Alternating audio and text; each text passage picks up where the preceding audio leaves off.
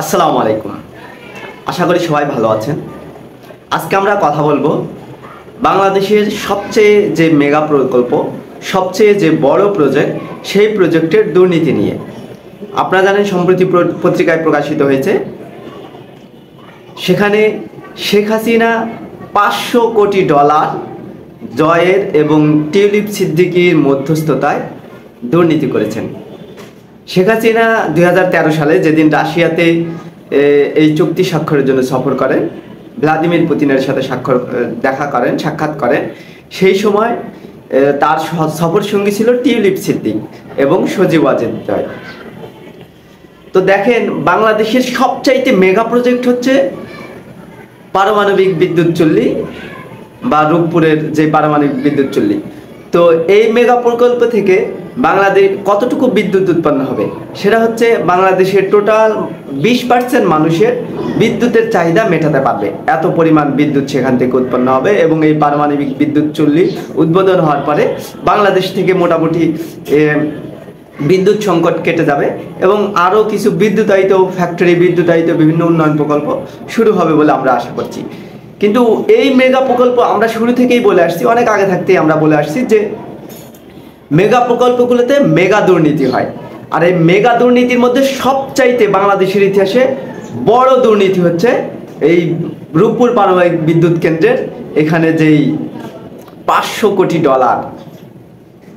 আপনারা জানেন এর টোটাল বাজেট ছিল 1265 কোটি ডলার।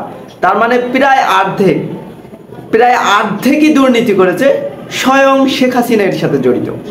আপনি চিন্তা করতে পারতেছেন, যেখানে একটা দেশের রাষ্ট্রপ্রধান এত বড় একটা দুর্নীতি করে, সেখানে সারা বাংলাদেশে তাহলে অন্য ছোটোখাটো প্রজেক্টগুলোতে কি পরিমাণ মহা দুর্নীতি হয়েছে। তিনি শুধু ছাত্রদের হাতেই রক্তে রঞ্জিত না, তিনি শুধু হেফাজতের হাতেই রক্তে রঞ্জিত না, তিনি শুধু পিলখানায় রক্তাক্ত করেননি, বরং এদেশের অর্থনীতিকে একদম পঙ্গু করে দিয়েছেন। এই রূপপুর পারমাণবিক বিদ্যুৎ কেন্দ্র আপনারা জানেন সম্পূর্ণ রাশিয়া ঋণ সহায়তা দিয়ে এই প্রজেক্ট করতেছে এবং এইখান থেকে প্রায় অর্ধেক বাংলাদেশি টাকায়, যেটা 59,000 কোটি টাকা, 59,000 কোটি টাকার বেশি তিনি দুর্নীতি করেছেন। এই সংখ্যাটা কতটুকু তার একটা সংক্ষেপে একটা কথা বলি, তাহলে বুঝতে পারবেন যে আসলে 59,000 কোটি টাকা কত। এই টাকা দিয়ে এই দুর্নীতি, আপনারা জানেন যে পদ্মা সেতু হয়েছে, এই পদ্মা সেতুতেও কিন্তু মহা দুর্নীতি হয়েছে। এই পদ্মা সেতু দুর্নীতিগ্রস্ত পদ্মা সেতু প্রকল্প 2টা করা যেত। তার মানে আর যদি দুর্নীতিবিহীন করা যায় তাহলে তো এমন পদ্মা সেতু 4-5টা করা যেত ওই টাকা দিয়ে। তাহলে দেখেন, এই পদ্মা সেতু সমপরিমাণ, যেটা 2টা পদ্মা সেতু তৈরি করা যায়, এমন সমপরিমাণ টাকা তিনি দুর্নীতি করেছেন এবং এই টাকা মালয়েশিয়ান কিছু ব্যাংকে স্থানান্তর করেছেন, রাশিয়া থেকে মালয়েশিয়ান ব্যাংকে স্থানান্তর করেছেন বলে পত্রিকার বিভিন্ন প্রতিবেদনে উঠে এসেছে। তাহলে আপনারা দেখেন, একটা দেশের সর্বোচ্চ ক্ষমতাধর ব্যক্তি যখন কারাপ্টেড হয়, তখন তার চেলাবেলা, তার যে মেম্বার পর্যন্ত তারা কতটা কারাপ্টেড।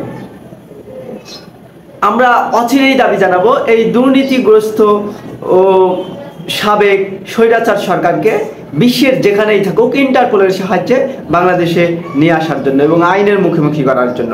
আমরা কোনো অন্যায়কারী, জুলুমকারীর প্রতি কোনো সিম্প্যাথি দেখাতে চাই না এবং তার এই অর্থগুলো যে সকল ব্যাংকে আছে ওই সকল ব্যাংক থেকে এই দুর্নীতির টাকাগুলা বাংলাদেশে ফিরিয়ে এনে বাংলাদেশের রিজার্ভ শক্তিশালী করার আহ্বান জানাই।